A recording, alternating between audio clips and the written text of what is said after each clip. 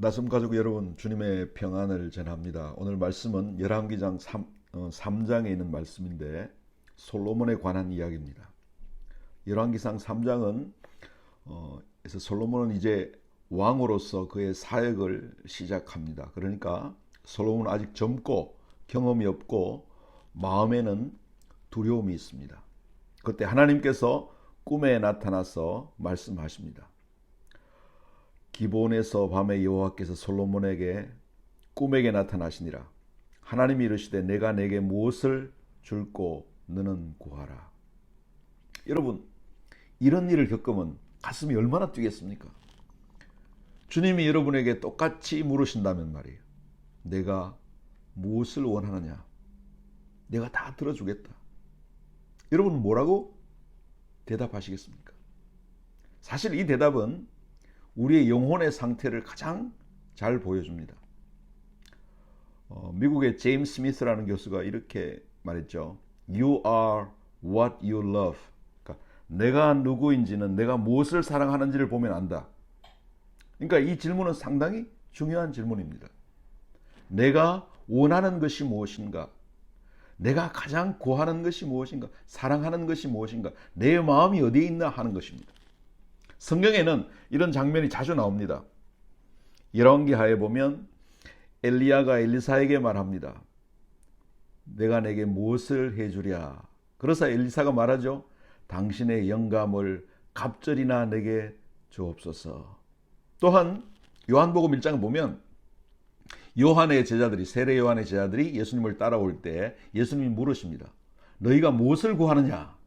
정말 중요한 질문이죠. 여러분들이 아침에 이제 하루를 시작하고 기도하시잖아요.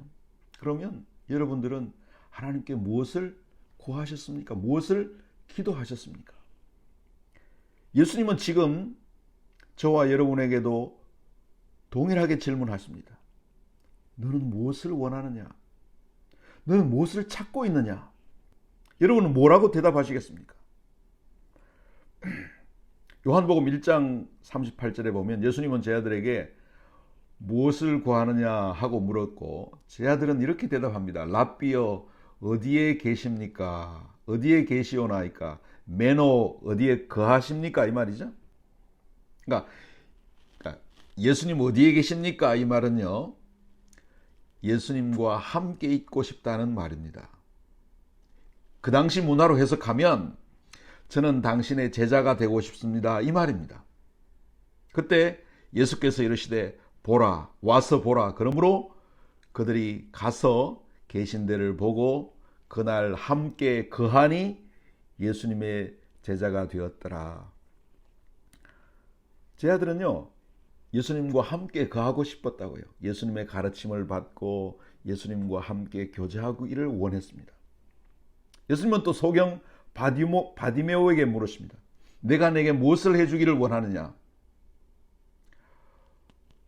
바디메오가 멋지게 대답합니다. 선생님이여 보기를 원하나이다. 이 말 속에는요 성경적인 의미가 담겨 있습니다. 이제 제가 이 이야기를 꺼내는 이유는 솔로몬이 아마도 성경에서 첫 번째 가장 대답의 위대한 신뢰를 보여주기 때문입니다. 솔로몬의 대답을 주의 깊게 들어봅시다. 하나님이 물으십니다. 내가 내게 무엇을 원하느냐? 솔로몬은 이렇게 말합니다. 종에게 듣는 마음을 주사 주의 백성을 재판하여 선악을 분별하게 하옵소서. 하나님은 이 대답을 듣고 너무 기뻐하셔서 솔로몬에게 약속하셨습니다. 내가 너에게 그 분별하는 지혜를 주겠다. 내가 이제까지 살았던 사람들 중에서 가장 지혜로운 자가 될 것이다. 하나님은 말씀하십니다. 내가 이것을 구하고 내 자신을 위하여 장수도 구하지 아니하고 부도 구하지 아니하고 내 원수의 생명도 구하지 아니하고 오직 지혜를 구하였으니 내가 내게 말대로 하겠다. 그렇다면 솔로몬이 지혜로운 마음을 구하는데요. 정확히 구한 것이 무엇이었을까요?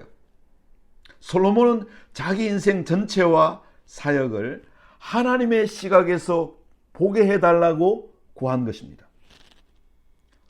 다시 말하면 지혜란요. 지혜란 높은 산 꼭대기에서 보는 시각입니다. 가장 높은 원인의 관점에서 인생을 바라보는 것입니다. 내 인생을 내 관점이나 주변 사람들의 관점이나 아니면 세상이 기대하는 관점으로만 보는 것이 아니죠. 이것은 계곡의 시각입니다. 산 위의 시각이 아니고요. 여러분, 계곡에 있으면요, 오히려 길을 잃고 헤맵니다. 그런데 계곡의 시선이 아니고요, 산 위 높은 곳으로 올라가면요, 하나님이 주시는 시각이 생깁니다. 이것이 지혜입니다. 예를 들어서 요셉이 계곡에서 보는 시각은 뭐냐 하면요, 형들을 향한 분노입니다. 형들이 나를 왜 종으로 팔아서 애굽에서 이런 종살이를 해야 돼? 그런데 요셉은 산 위에 올라갑니다. 그리고 하나님의 시각으로 자기 인생을 해석합니다. 이게 지혜라고요. 창세기 45장에 요셉이 말하죠. 당신들이 나를 이곳에 팔았다고 해서 근심하지 마소서. 하나님이 생명을 구원하시려고 나를 당신보다 먼저 보내셨나이다. 그런즉 나를 이리로 보내는 일은 당신들이 아니요 하나님이시라. 가장 높은 산 정상에 올라가서 바라볼 때 비로소 이 세상을 하나님의 관점에서 보게 됩니다. 그게 지혜라고요. 그리고 솔로몬은 하나님께 바로 그 지혜를 구했습니다. 왜 이것이 중요합니까?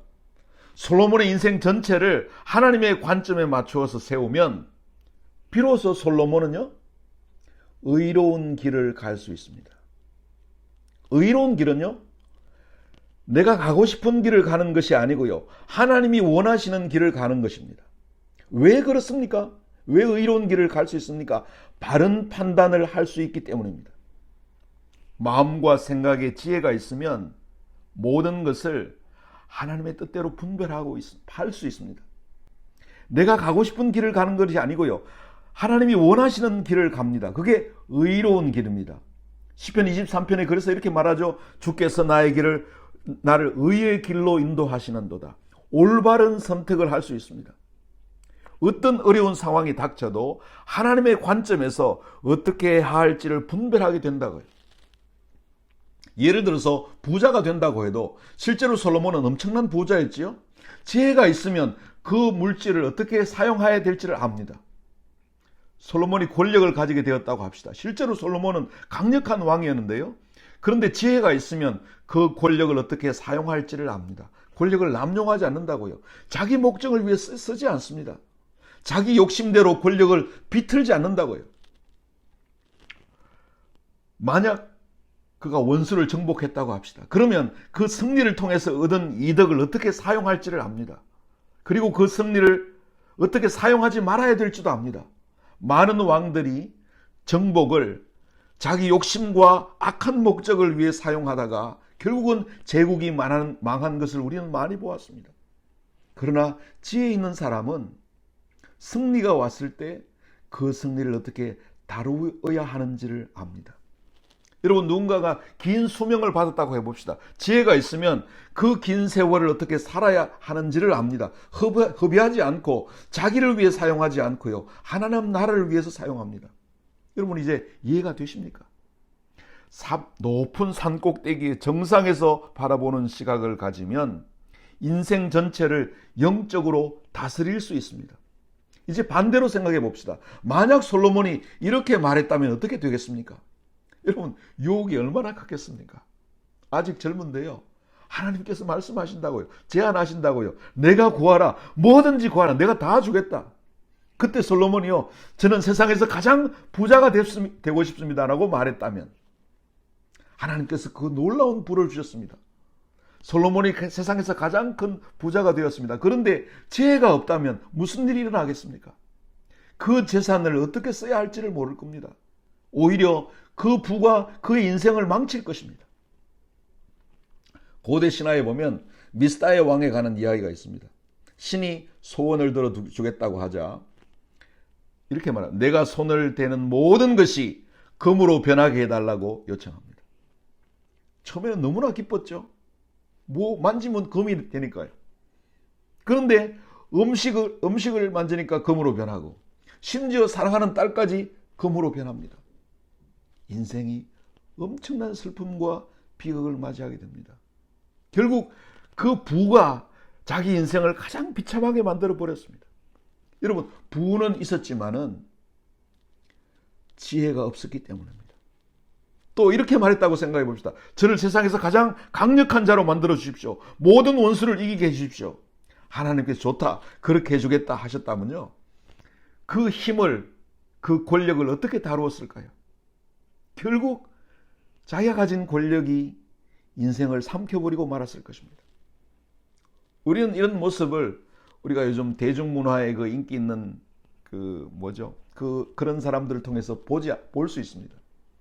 젊은 운동선수들, 젊은 배우들, 유명한 가수들, 이들이 젊은 나이에 모든 것이 다 주어집니다. 부가 미스터보다 더 부유합니다. 권력, 엄청난 문화적인 영향력을 가집니다. 수많은 사람들이 따라온다고요. 쾌락, 누릴 수 있는 모든 것을 누립니다. 그 젊은이들에게 무슨 일이 일어납니까?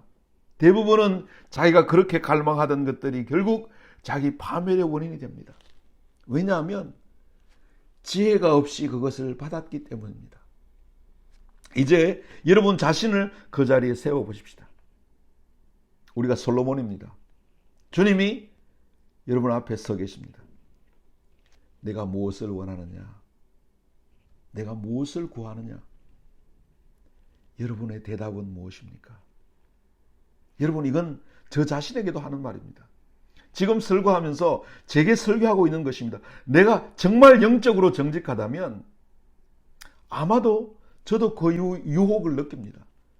주님이 저에게 물으신다면 저도 세상적인 것을 하나쯤 구하고 싶을 것 같습니다. 여러분에게도 마찬가지입니다. 저는 여러분이 단지 나섬 교회에 예배하고 예배에 참여하는 것이 아니라 영적으로 성장하기를 바랍니다. 하나님의 말씀으로 영혼이 자라고 하나님을 아는 지식에서 자라기를 바랍니다. 인생을 단지 평지에서 사는 것이 아니고요, 산 정상에서 살기를 바란다고요. 다시 영적으로 더 높은 자리에 올라가기를 바랍니다. 여러분은 세례 요한의 제자들입니다. 예수님이 돌아서서 물으십니다. 너희가 무엇을 구하느냐? 여러분이 맹인 바디메오입니다. 그리고 사실 우리는 모두 죄 가운데 눈이 멀어 있습니다. 예수님의 음성이 들립니다. 내가 무엇을 하여 주기를 원하느냐? 여러분은 그 정답을 알고 있습니다. 지혜를 구하십시오. 하나님의 관점에 참여하는 것을 구하십시오. 가장 가치 있는 인생은 먼저 그 나라와 그 의를 추구하는 인생입니다. 여러분, 때때로 우리가 잘 아는 요술램프 이야기들이 떠오르지 않습니까? 요정이 병에서 나오고 3가지 소원을 들어준다고 하죠. 여러분은 무엇을 구하시겠습니까? 우리에게 유혹이 있습니다. 가장 멋있는 집에 살고 싶습니다. 새로 지은 아파트예요. 최고로 멋있는 여행을 하고 싶습니다. 유명해지고 싶습니다. 그러나 아닙니다. 여러분, 3가지를 구한다면 이렇게 구하십시오. 믿음, 소망, 사랑을 간구하십시오. 이 3가지 덕목이 있으면 우리는 하나님의 존재에 참여하게 됩니다.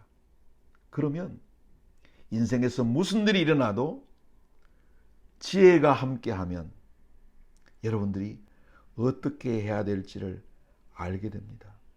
그러나 하나님이 주신 그 지혜가 없다면 우리는 어떻게 해야 될지를 알지 못합니다.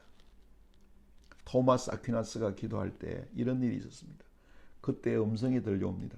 토마스야, 내가 너에게 무엇을 해주기를 원하느냐?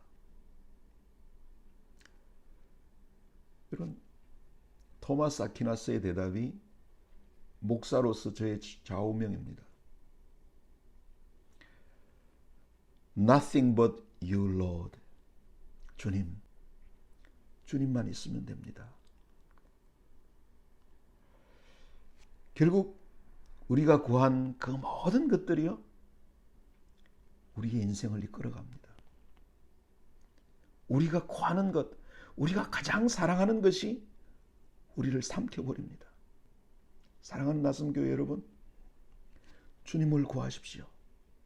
그러면 놀라운 인생을, 축복된 인생을 살게 될 것입니다.